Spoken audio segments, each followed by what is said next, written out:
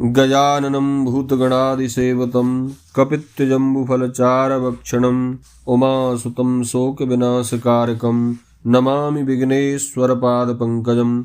नमस्कार, स्वागत है आप सभी का हमारे YouTube चैनल में। आज के इस वीडियो में आप श्रवण करेंगे मार्गशीर्ष मास के शुक्ल पक्ष की वरद चतुर्थी विनायक चतुर्थी व्रत की कथा। चैनल पर नए हैं, चैनल को सब्सक्राइब कर दें, वीडियो को लाइक करके कमेंट में जय श्री कृष्णा जरूर लिख दें। इस बार 2024 में मार्गशीर्ष विनायक चतुर्थी का व्रत 5 दिसंबर गुरुवार को किया जा रहा है। आज के दिन भगवान गणपति की दूर्वा लड्डुओं से पूजा अर्चना करने से, गणेश चतुर्थी की व्रत कथा श्रवण करने से मन की सभी शुभकामनाएं पूर्ण होती हैं। भगवान विघ्नहर्ता जीवन में आए हुए सभी विघ्नों को दूर कर देते हैं।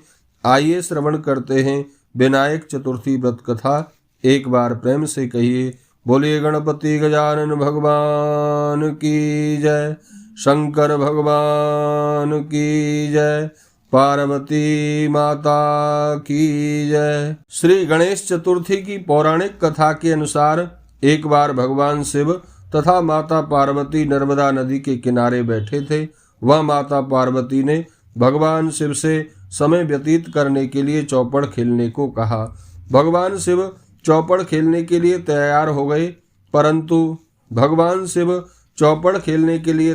गए, परंतु इस खेल में हार जीत का फैसला कौन करेगा, यह प्रश्न उनके समक्ष उठा तो भगवान शिव ने कुछ तिनके एकत्रित करके उसका एक पुतला बनाकर उसकी प्राण प्रतिष्ठा कर दी और पुतले से कहा, बेटा हम चौपड़ खेलना चाहते हैं, परंतु हमारी हार जीत का फैसला करने वाला कोई नहीं है, इसलिए तुम बताना कि हम दोनों में से कौन हारता है और कौन जीतता है। उसके बाद भगवान शिव और माँ पार्वती का चौपड़ का खेल शुरू हो गया। यह खेल 3 बार खेला गया और संयोग से तीनों बार माता पार्वती ही जीत गईं।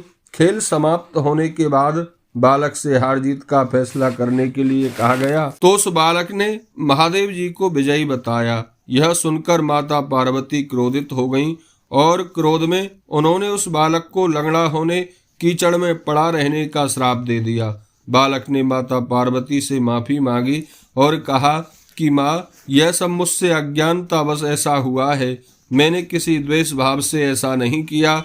बालक द्वारा क्षमा मांगने पर माता पार्वती ने कहा, यहाँ गणेश पूजन के लिए नाग कन्याएं आएंगी, उनके कहे अनुसार तुम गणेश व्रत करो, ऐसा करने से तुम मुझे प्राप्त करोगे। यह कहकर माता पार्वती भगवान शिव के साथ कैलाश पर्वत पर चली गईं। 1 वर्ष के बाद उस स्थान पर नाग कन्याएं आईं। तब नाग कन्याओं से श्री गणेश जी के व्रत की विधि मालूम करने पर उस बालक ने 21 दिन लगातार गणेश जी का व्रत किया। उसकी श्रद्धा से गणेश जी महाराज प्रसन्न हो गए। उन्होंने बालक को मनोवांछित फल मांगने के लिए कहा। इस पर उस बालक ने कहा, हे विनायक, मुझ में इतनी शक्ति दीजिए कि मैं अपने पैरों से चलकर अपने माता पिता के साथ कैलाश पर्वत पर पहुंच सकूं और वे यह देखकर प्रसन्न हों। तब बालक को वरदान देकर श्री गणेश जी अंतर ध्यान हो गए। इसके बाद वह बालक कैलाश पर्वत पर गया और कैलाश पर्वत पर पहुंचने की अपनी सारी कथा भगवान शिव को सुनाई। चौपड़ वाले दिन से माता पार्वती भी भगवान शिव से विमुख हो गई थीं। अतः देवी के रुष्ट होने पर भगवान शिव ने भी बालक के बताए अनुसार 21 दिनों तक श्री गणेश जी का व्रत किया। इस व्रत के प्रभाव से माता पार्वती के मन से भगवान शिव के लिए जो नाराजगी थी वह समाप्त हो गई। तब यह व्रत विधि भगवान शंकर ने माता पार्वती को बताई। यह सुनकर माता पार्वती के मन में अपने पुत्र कार्तिकेय से मिलने की इच्छा जागृत हुई। तब माता पार्वती ने भी 21 दिन तक भगवान गणेश का व्रत किया तथा दूर्वा, फूल और लड्डुओं से गणेश जी का पूजन अर्चन किया। व्रत के 21वें दिन कार्तिकेय जी स्वयं माता पार्वती से मिलने आ गए। उस दिन से श्री गणेश चतुर्थी का यह व्रत समस्त मनोकामनाओं की पूर्ति करने वाला व्रत माना जाता है। इस व्रत को करने से मनुष्य के सारे कष्ट दूर हो जाते हैं और समस्त संसारिक सुखों की प्राप्ति होती है।